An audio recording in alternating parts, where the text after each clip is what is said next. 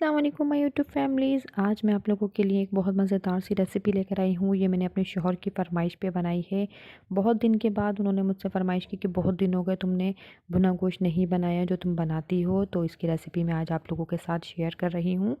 ये बहुत मज़ेदार बनता है, आप लोग ट्राई कीजिएगा। इसका जो मसाला है वो बहुत मज़ेदार होता है और बोटियाँ बिल्कुल हलवा हो चुकी थी, नरम, इतनी मुलायम बोटियाँ हो चुकी थी इसकी कि आप लोग जब खाएंगे तो मुंह में घुल जाएगा ये गोश्त। ये देखिए कितना अच्छा गोश्त है, ये रवाज़ वाला गोश्त है।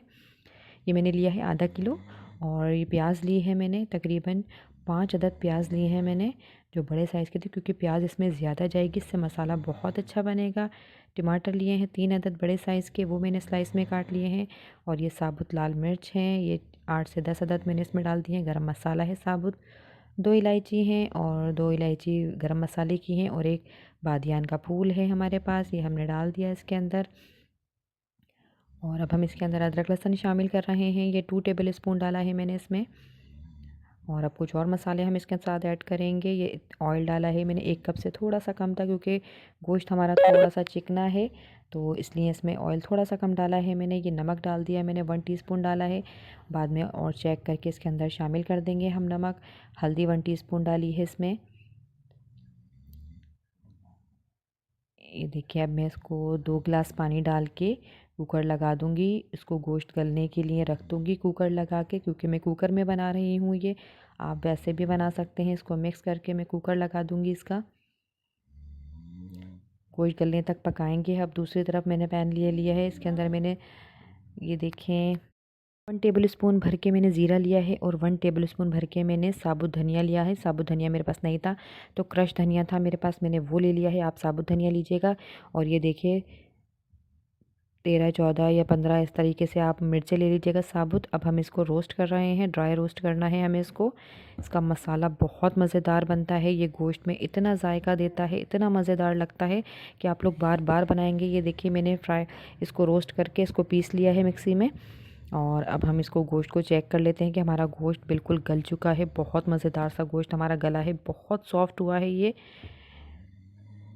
अब हम इसकी भुनाई करेंगे। अब हम भुनाई पे जो जो चीज़ें डालेंगे वो मैं आपको बताऊंगी, जिससे हमारा सालन और मज़ीद बेहतरीन और मज़ेदार बनेगा। ये 1 प्याली मैंने दही लिया है, दही को अच्छी तरीके से फेंट कर फिर डाला है मैंने इसमें। और जो मसाला हमने पीस के रखा था वो हमने डाल दिया, थोड़ा सा बचा लिया है कि अगर ज़्यादा ना हो जाए मिर्चें, क्योंकि मुझे थोड़ी दरमियानी रखनी थी। अगर आप लोगों को मिर्चें कम लगे तो मसाला पूरा डाल दीजिएगा, चेक कर लीजिएगा पहले इसको। अब हम इसकी भुनाई करेंगे। देखिए अभी से कितना मज़ेदार लग रहा है ये देखिए कितनी अच्छे से भुनाई हो चुकी है, बहुत मज़ेदार बनता है। आप लोग प्लीज़ ज़रूर ट्राई कीजिएगा और मुझे अपने फीडबैक ज़रूर दिया करें कि आप लोगों को मेरी रेसिपी कैसी लग रही है, आप लोगों को ये मेरा गोश्त बनाने का तरीका कैसा लगा। ये मसाला बच गया है, ये देखें। अब हम इसको स्टोर कर लेंगे, ये ख़राब नहीं होगा। ये अदरक बारीक काट ली है, हरा धनिया काट लिया है, हरी मिर्चें काट ली हैं मैंने, वो भी इसके अंदर शामिल कर देंगे। इससे टेस्ट और ज़्यादा मज़ीद बहुत अच्छा आ जाएगा। इसकी हमने भुनाई बहुत अच्छे से भुनाई कर ली है। सालन हमारा रेडी हो चुका है, मज़ेदार सा झटपट से तैयार हो चुका है ये सालन।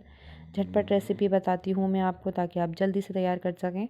दम पे रखा था मैंने 5 मिनट के लिए। अब हम इसको सर्विंग प्लेट में निकाल कर दिखा रही हूँ कि कितने मज़ेदार हमारा सालन तैयार हुआ है।